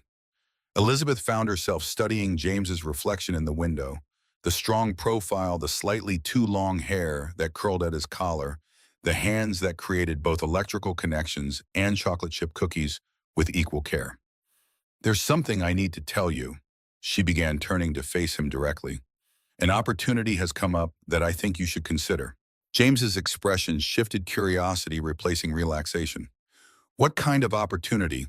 Elizabeth outlined the Seattle Children's Hospital program, watching his face carefully as she explained the training, the scholarship, the career potential. With each detail, she could see recognition dawning, not just of the opportunity itself, but of how perfectly it aligned with abilities and aspirations he had mentioned only in passing. "They're looking for people with electrical expertise who want to transition into medical technology," she concluded. "People who understand both technical systems and human needs. People like you, James." He had moved to the sofa during her explanation, sinking down beside his sleeping daughter as the implications registered. "A year in Seattle," he said softly, looking at Sophie's peaceful face. "Starting over in a new city, new school for Sophie. Full scholarship, housing stipend included," Elizabeth added, "and guaranteed employment afterward with a starting salary nearly double what you're earning now."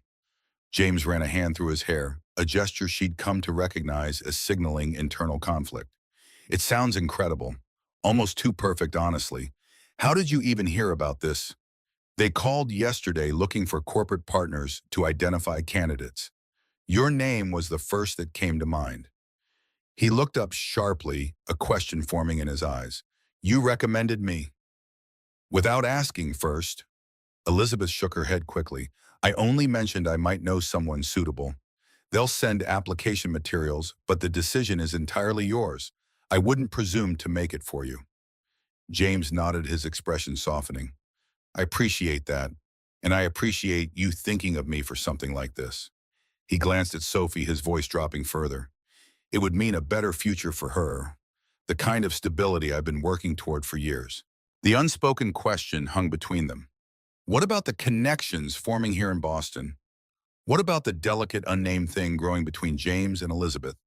"Seattle is a long way from Boston," James said, finally voicing the concern that pressed against Elizabeth's ribs like a physical weight. "It is," she acknowledged, "but it's only a year of training, and flights between the coasts are frequent." The practical response disguised the emotional turmoil beneath it. Elizabeth had not anticipated how deeply the prospect of their departure would affect her. In just 8 weeks, this man and his daughter had broken through defenses constructed over decades, revealing a capacity for attachment she had convinced herself was unnecessary for fulfillment. James studied her with that penetrating gaze that seemed to bypass her carefully constructed facades. This would change things between us. Yes, Elizabeth admitted, abandoning pretense. But that shouldn't factor into your decision. This opportunity is about your future, Sophie's future. What we've started here shouldn't limit possibilities that could transform your lives. James was quiet for a long moment, his focus shifting between his sleeping daughter and Elizabeth. I need to think about it. Talk to Sophie, research the program. Make sure it's right for us. Of course, Elizabeth nodded. The application deadline is 3 weeks away. There's time to consider everything carefully. James broke the ensuing silence with characteristic directness. Why did you do this? Elizabeth recommended me for this program, knowing it would mean we'd leave Boston, leave whatever this is becoming. The question demanded honesty she wasn't sure she was ready to provide. Yet the earnestness in his expression made evasion impossible. Because caring about someone means wanting what's best for them, even when it's not what's easiest for yourself. The words emerged with a certainty that surprised her, a truth she had understood intellectually but never experienced so viscerally. James's expression softened, a complexity of emotions crossing his features. That's a rare perspective in my experience. Most people measure relationships by what they gain, not what they were willing to sacrifice. I'm learning, Elizabeth replied simply. You and Sophie have been effective teachers. The week that followed passed in a strange limbo. Their regular communications continued texts about Sophie's day, occasional shared meals, but an undercurrent of uncertainty ran beneath each interaction, the future suddenly less defined. Saturday morning found Elizabeth at her desk reviewing financial statements despite her resolution to separate weekends from work. Her concentration broke with a text from James. Sophie and I are going hiking at Blue Hills Reservation. Care to join? Fresh air might be good for all of us. The invitation presented a clear choice between comfortable isolation and messy connection. Elizabeth hesitated only briefly before responding, I'd love to. What time? The Blue Hills Reservation stretched across 7,000 acres outside Boston, offering hiking trails for various skill levels. Elizabeth arrived to find James and Sophie in the parking lot, the child bouncing with characteristic enthusiasm, while her father organized a small backpack of supplies. Elizabeth, Sophie called, running to greet her with an uninhibited hug. We brought trail mix and sandwiches and special hiking cookies. Dad says we're taking the medium trail because I'm getting better at climbing. The trail offered a balanced challenge, steep enough in sections to require focus but manageable for Sophie's shorter legs. During one particularly steep section, James offered Elizabeth his hand for balance. The simple contact palm against palm fingers interlocking for practicality rather than affection, nonetheless sent awareness coursing through her. Physical touch had become so rare in her adult life that even this utilitarian connection felt significant. I submitted the application, James said as they paused at a viewpoint, Sophie exploring a nearby stream under their watchful eyes. For the Seattle program. The initial review looks promising. They have already requested an interview next week. Elizabeth absorbed the news with conflicting emotions, happiness for the opportunity, apprehension about what it would mean for their relationship. That's wonderful, James. They'd be fortunate to have you. I've been thinking about what you said. He continued, his gaze fixed on the horizon where Boston's skyline rose in the distance. About wanting what's best for someone else, even when it's difficult for yourself. It reminded me of something Sarah said before she died. The mention of his late wife captured Elizabeth's complete attention. James rarely spoke of Sarah directly, though her presence was evident in many aspects of their lives.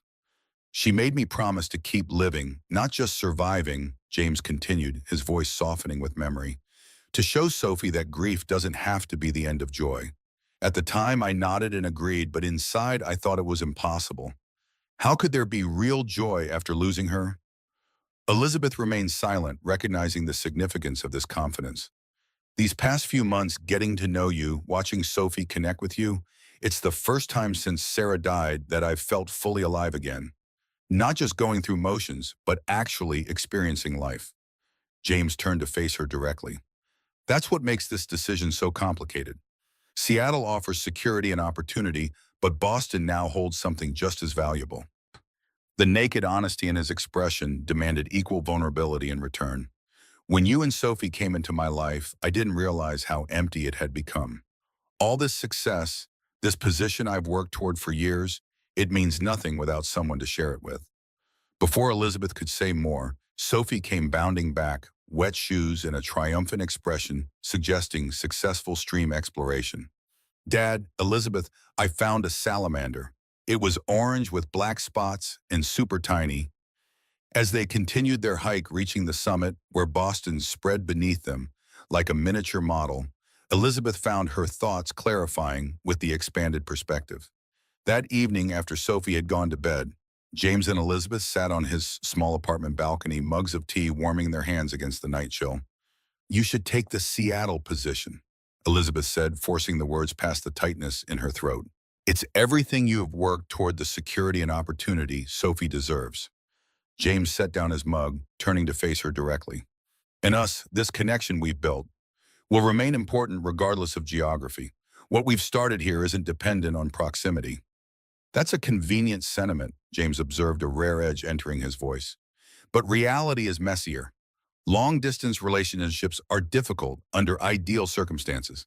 Add a child a demanding training program and your CEO responsibilities."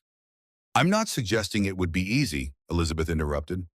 "I'm saying some connections are worth maintaining despite challenges. What we found here is rare, but I won't be the reason you sacrifice an opportunity that could transform your future." James was quiet for a long moment, the soft sounds of the city night filling the silence between them. When he finally spoke, his voice carried a determination that matched her own. "I need you to understand something, Elizabeth.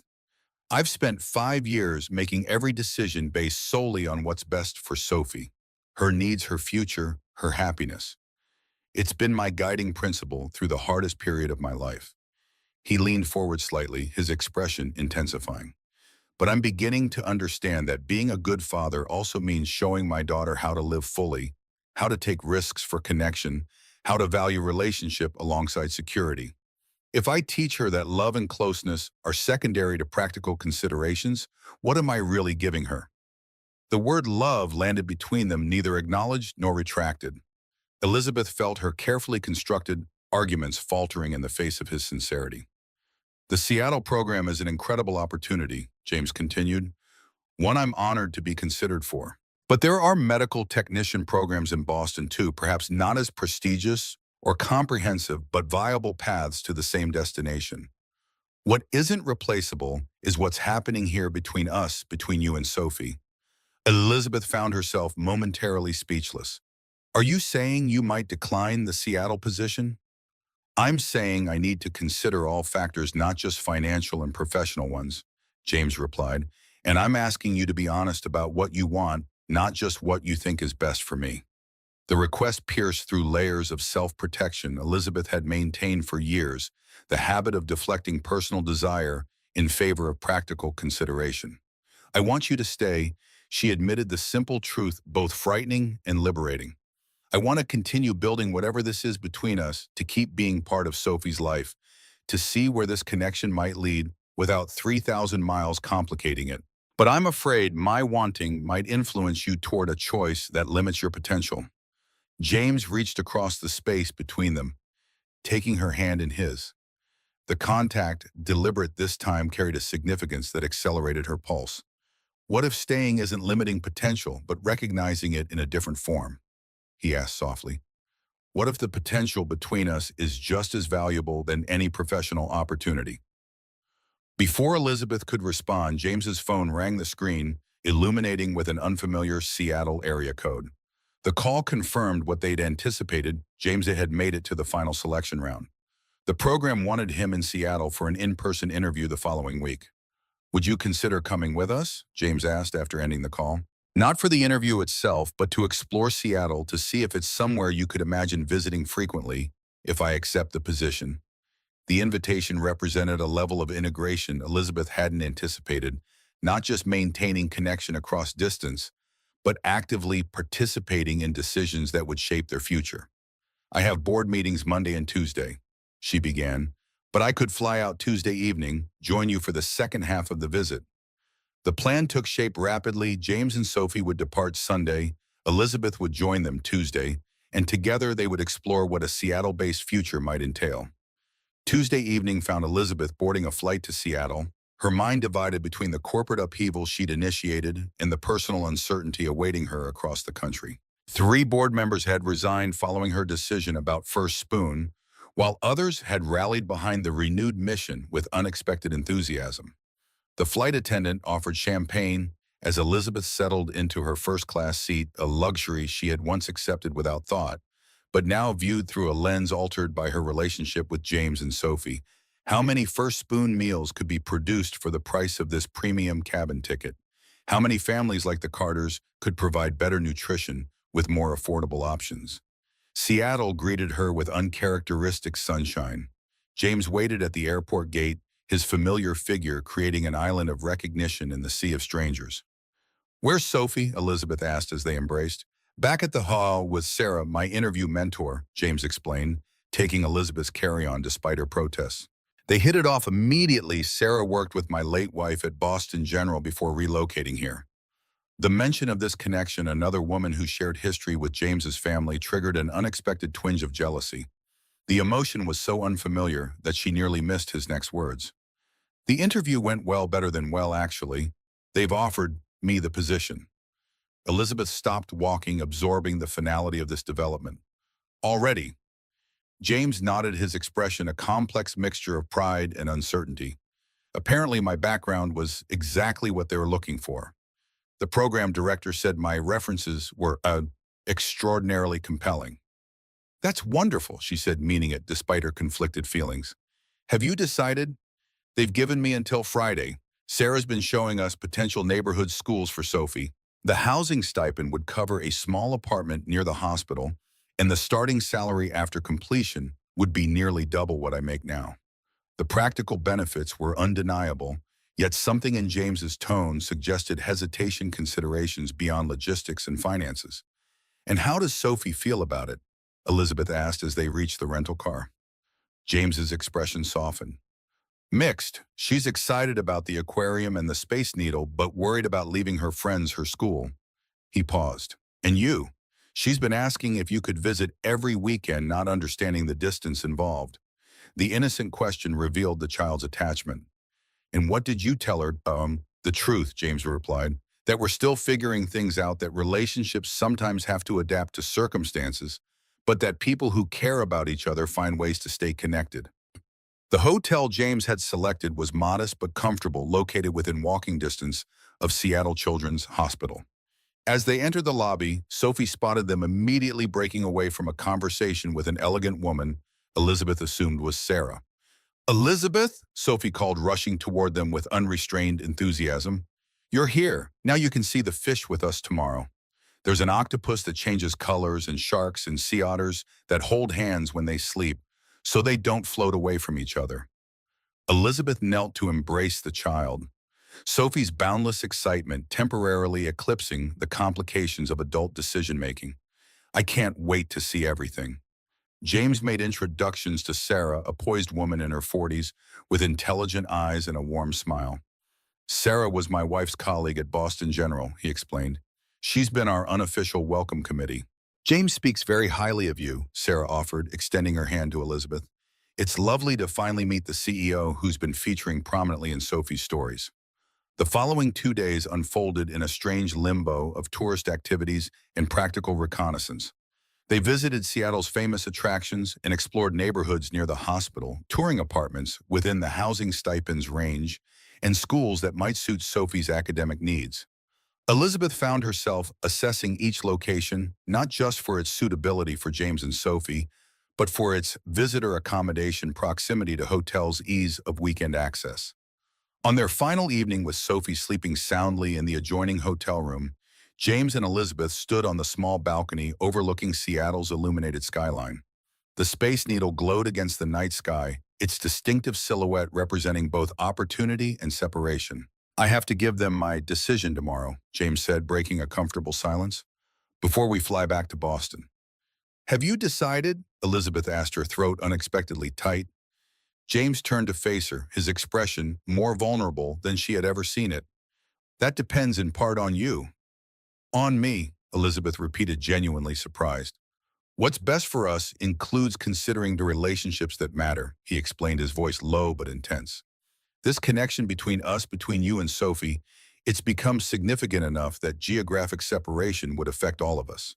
He paused, gathering thoughts that were clearly difficult to articulate. I need to know if you're willing to try making this work across distance. Not just vague intentions, but real commitment.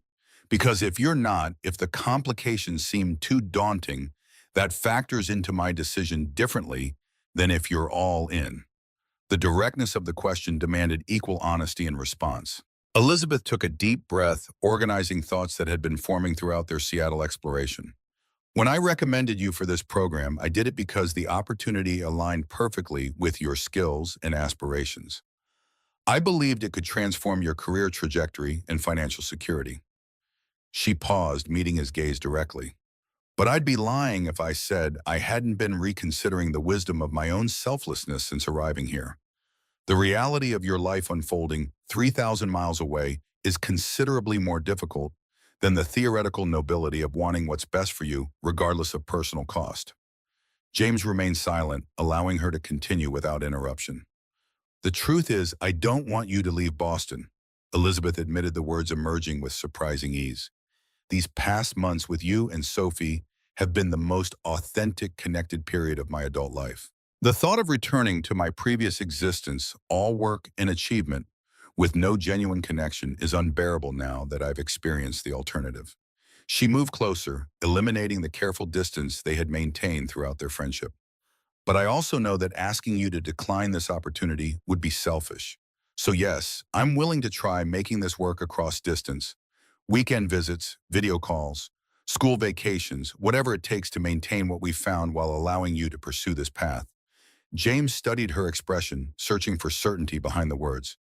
And if it becomes too complicated, if schedules conflict and distance strains what we're building, then we adjust, Elizabeth replied simply. That's what people do when something matters enough to fight for. We find solutions, make compromises, reevaluate as needed. Nothing worthwhile comes with guarantees. The pragmatism in her response seemed to reassure him.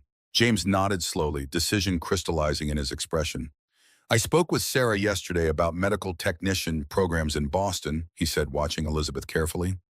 There's one at Massachusetts General that's less comprehensive than Seattle's, but offers night courses for working professionals. It would take longer to complete, 18 months instead of 12, and doesn't include the housing stipend. But it would mean staying in Boston, maintaining Sophie's school and community connections, and continuing what we've started without geographic complications. Elizabeth absorbed this information, recognizing both the practical considerations and the emotional subtext. Is that what you want, to decline Seattle in favor of the Boston program? What I want, why, Martin, James replied with quiet certainty, is to build a future that honors all aspects of our lives: professional growth, financial security, and meaningful connection. Seattle offers accelerated career development, but compromises relationships we've come to value. Boston offers a slower professional path, but preserves connections that have become essential to our happiness. He reached for her hands, the gesture bridging the physical and emotional space between them. I've spent 5 years focused exclusively on practical concerns: money, stability, Sophie's immediate needs. Meeting you reminded me that life requires balance between security and connection. Sometimes the seemingly practical choice isn't actually the wisest one when all factors are considered. Elizabeth felt a tightness in her chest that had nothing to do with anxiety and everything to do with recognition of being valued not for what she could provide, but for who she was in their lives. Whatever you decide, she said softly, we'll make it work. But know that if you choose Boston, it won't be a sacrifice I asked you to make. It will be a decision we made together, weighing all considerations equally. James nodded, decision settling into certainty in his expression. Then I choose Boston, the longer path, but the one that feels right for all of us. As they stood together overlooking Seattle's glittering promise, Elizabeth recognized that they had navigated the first major decision of what was becoming a shared journey, not through grand gestures or dramatic declarations, but through honest communication and mutual respect for each other's priorities. It wasn't the fairy tale ending Sophie might have imagined, with castles in the sky and princesses rescued from towers.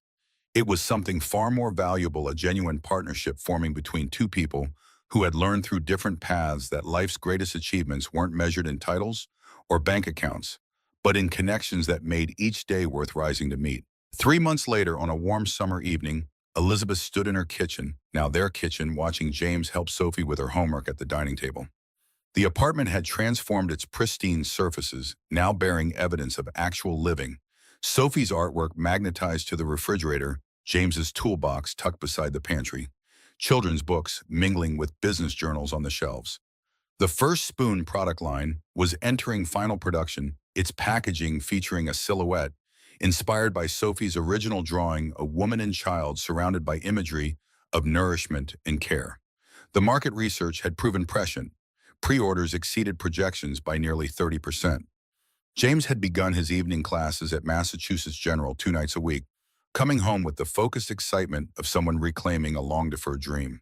Elizabeth often found herself working from home those evenings, surprising herself with how easily she'd adapted to balancing professional responsibilities with family life.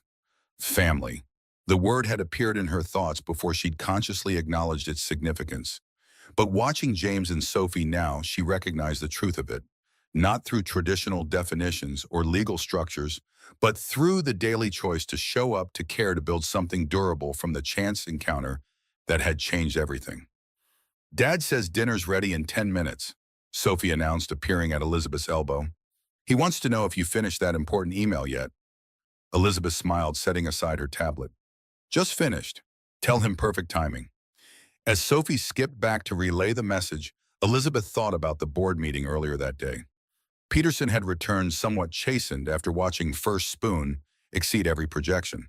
Their conversation afterward had been surprisingly candid. "I was wrong about the direction," he'd admitted reluctantly, "and about your personal life affecting your judgment. It seems your connections have only enhanced your leadership." Elizabeth had simply nodded, long past needing his validation. The metrics spoke for themselves, not just in profits, but in customer response, employee engagement, and market expansion. Her world had expanded, not contracted, through opening herself to connection. From the kitchen, James caught her eye, his smile carrying the easy intimacy they'd cultivated over months of shared meals and quiet evenings. "You're thinking about work again," he observed, reading her expression with uncanny accuracy.